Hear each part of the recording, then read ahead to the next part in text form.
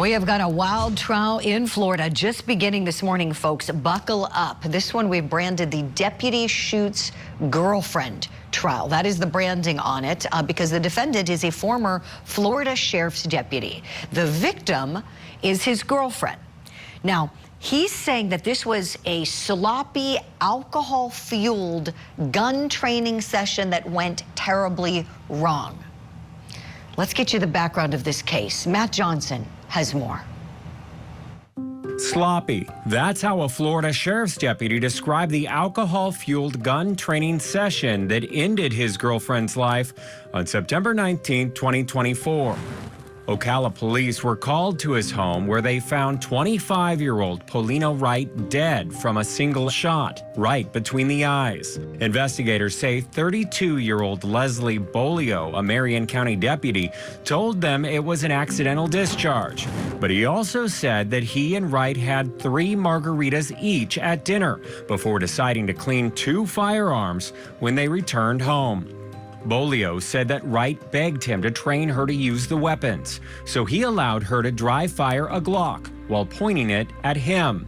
That's when he attempted to dry fire an AR-style pistol rifle at her.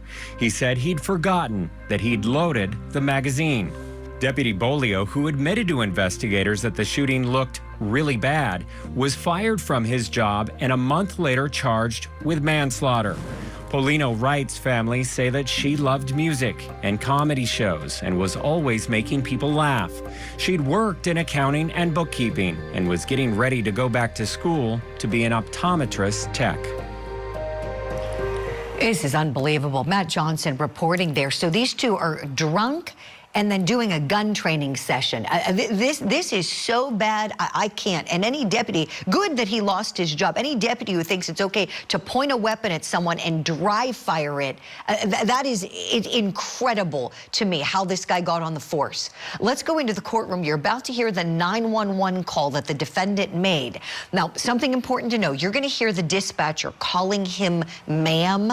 It's just a mistake. When police arrive and you'll hear the deputy witness clear it up, it's obvious that it's him.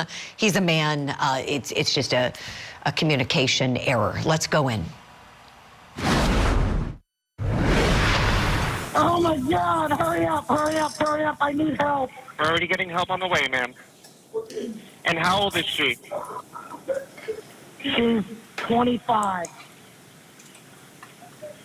No, oh right. my God. Ma'am, I need you to put the gun away and let me know when it's secure. They're away. They're unloaded, they're away. And as of right now, is she awake?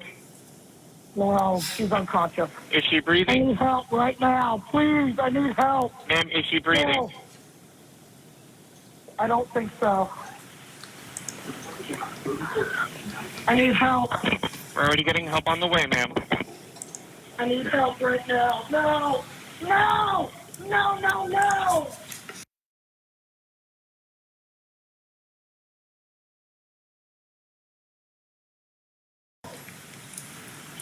Tell them to come in. I'm good. I'm good. All right, ma'am. I need help. I need medics right now. Sorry. Liberty, come here. Ma'am, are you a deputy? Liberty. I need help. Where's the gun? There's one in her lap and one there. We're good. I need medics right now. No!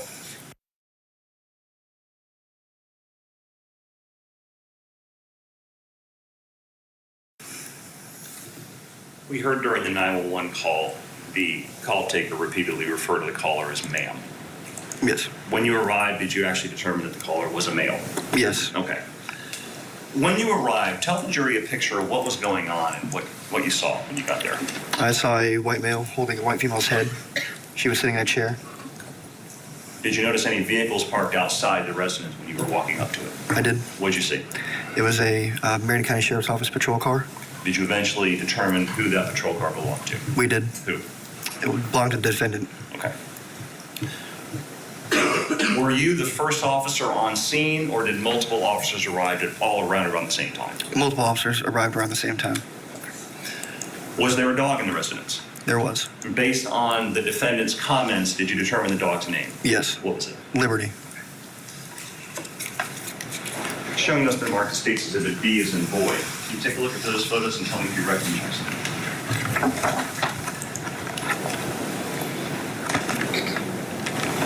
I recognize them. And generally, what do those photos show? Photos of the crime scene. Do they fairly and accurately depict the residence and the inside of the residence? Yes. This time, state would move B into evidence as States 2, Your Honor. No objection. Without objection, what's been marked for identification as State's Exhibit B will be admitted to evidence as State's Exhibit 2. May I publish? Yes, sir. Showing you photo one of States 2. Generally, what does this show? Shows the front of the residence.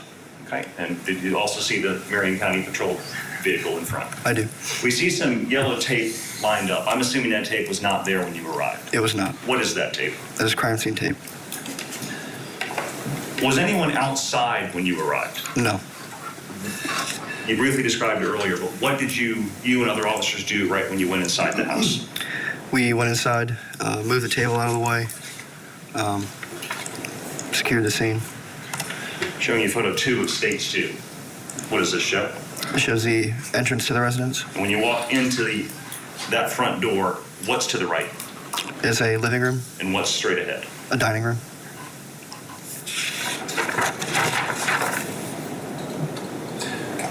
Explain what you saw. You mentioned that you saw the defendant near the victim. What was happening when you walked in? When I walked in, the defendant was holding the victim's head and screaming, "No, no." Okay, and how was the victim positioned? The victim was sitting in a chair with her back facing the wall.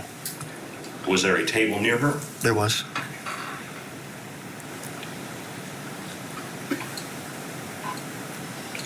You said the victim was in a chair with her back facing the wall. Which wall?